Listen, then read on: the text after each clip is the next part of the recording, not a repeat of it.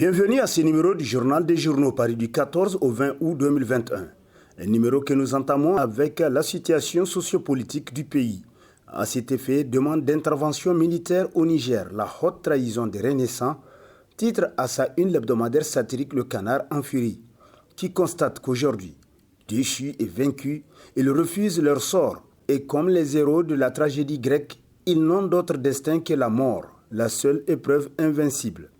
Les gesticulations actuelles pour réclamer une intervention militaire ne sont en fin de compte que les derniers râles de l'âne prêt à rejoindre les limbes à jamais.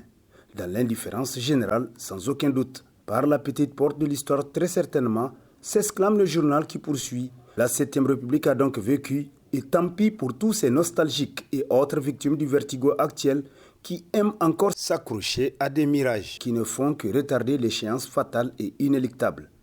Mourons tout de même en dignité. Cependant, on dit que l'homme ne meurt toujours comme l'on a vécu tel, en lâcheté, si l'on a existé sous cette forme.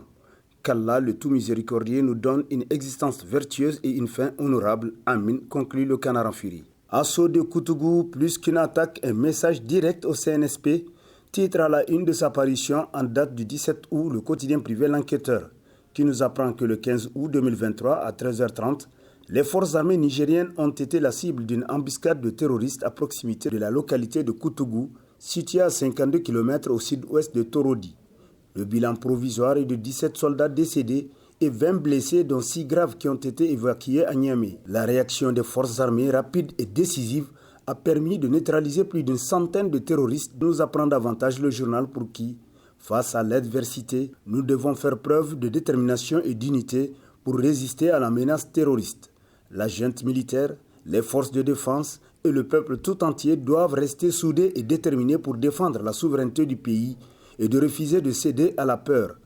Cette épreuve, aussi douloureuse soit-elle, ne fera que renforcer notre détermination à défendre notre patrie, conclut l'enquêteur. Programme Kandaji, les manœuvres d'un ancien commissaire, titre entre autres dans sa rubrique Nation, l'hebdomadaire Le Courrier. D'après qui, selon des sources dignes de foi, l'homme qui a participé à la mise en retard de la réalisation des travaux du barrage de Kandaji semble décider de passer par des manœuvres pour revenir à la tête du programme. Des sources proches des nouvelles autorités du Niger ont confié au journal Le Courrier que l'homme ferait le pied de grue au quartier général du CNSP pour sa nomination à la tête du programme Kandaji.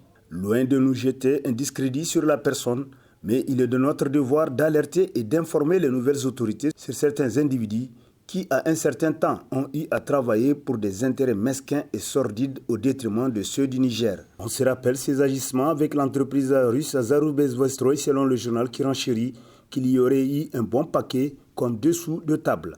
On a parlé de plusieurs centaines de millions de francs CFA que seraient partagés entre certains proches du Conseil suprême pour la restauration de la démocratie, CSRD, et leurs acolytes au moment des faits, nous apprend davantage Le Courrier. Les dangers d'une intervention militaire, titre dans la rubrique Nation de sa parution en date du 15 août, le quotidien privé La Nation, qui se demande, en menaçant notre pays d'une intervention militaire, la CEDEAO a-t-elle suffisamment mesuré les conséquences de ce qui apparaît à l'analyse comme une aventure?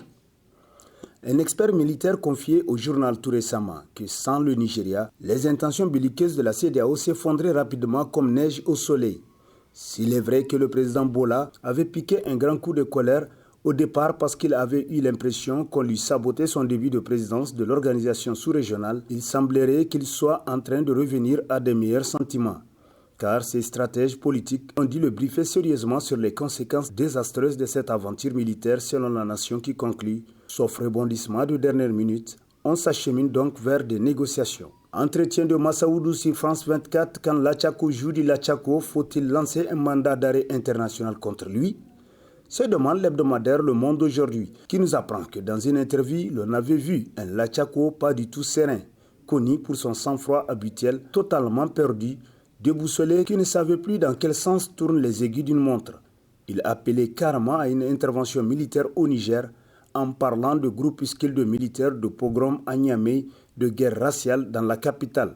On s'est demandé si Massaoudou n'était pas sous l'effet de quelques verres de whisky ou de douces feuilles euphorisantes du genre cannabis qui font perdre le sens des réalités chez leurs consommateurs, s'exclame le journal qui renchérit les manifestations populaires de soutien en faveur du CNSP ne se limite guère à la capitale, dont certains disent de manière inexacte qu'elle n'est pas représentative du pays, parce qu'elle n'était pas acquise à leur cause. Il suffirait d'être au Niger pour constater la large adhésion populaire dont jouit le CNSP. Et quand Massaoudou parle de pogrom ou d'opération raciale ou ethnique, on est tout simplement consterné. Car qui a vu de telles dérives qui n'existent que dans la tête de cet apatride de l'Achako, se demande l'hebdomadaire selon qui, déçu de n'avoir pas pu obtenir une intervention militaire immédiate contre le Niger, Massaoudou verse dans la désinformation et le mensonge pour tenter d'embobiner la communauté internationale en vue de cette intervention militaire. C'est pourquoi les autorités du CNSP devraient très rapidement lancer un mandat d'arrêt international contre Massaoudou, même si l'on sait par ailleurs que sa terre d'exil, à savoir la France, refusera d'appliquer cette décision judiciaire pour les raisons évidentes que l'on sait. Mais au moins, la décision aurait le mérite de mettre la communauté internationale devant ses responsabilités historiques, conclut Le Monde d'aujourd'hui. La face cachée de la France au Sahel, hideuse et impérialiste, titre entre autres à sa une hebdomadaire Sahel Horizon. Pour qui, quand on entend certains Français sur les médias dire que leur France ne peut pas partir du Niger parce qu'elle a besoin de nos ressources pour développer son industrie, on se demande si ceux-là savent que nous ne partageons pas le même territoire et que de la même manière que nous ne saurions nous prévaloir de quelques droits sur ce qui appartient à cette France, celle-ci ne peut se donner des droits sur nos biens que même le passé colonial ne saurait justifier. Cette image que la France continue de donner d'elle ne peut l'aider à vivre avec nous car la France a un problème. Elle ne sait ni parler de nous, ni même nous parler. Et le Niger restera aux Nigériens, conclut Le Monde d'aujourd'hui. Coup d'État au Niger, la Maison-Blanche est-elle en train de rouler l'Elysée dans la farine de la CEDEAO? Se demande l'hebdomadaire satirique Le Hérisson, qui nous apprend que Paris et Washington ne regardent plus dans la même direction. Dixit Mathieu Mabin, correspondant de la télévision France 24 dans la capitale américaine, dans une analyse qu'il a faite le mardi 15 août 2023 sur l'évolution de la crise politique au Niger née du coup d'État. Faut-il croire que les Yankees sont sur le point de légitimer l'action du général Tchani Abdourahmane et ses compagnons d'armes? S'interroge le satirique qui se demande encore si ces scénarios venaient à se produire, qu'en sera-t-il de l'avenir de la France au Niger? Si Washington reste, Paris ne partira pas aussi, mais aura moins d'influence qu'auparavant. Dans les centres et cellules de réflexion stratégique à l'Élysée, on ne dort certainement pas. On est sans nul doute à la manœuvre pour voir comment déjouer tous les éventuels plans machiavéliques de Washington, conclut Le Hérisson. Et sur ce, prend fin le présent numéro de la revue de presse. Prochain rendez-vous, plaise à Dieu dans une semaine, avec toujours la même passion de vous servir dans un Niger souverain. Bonne lecture et au revoir.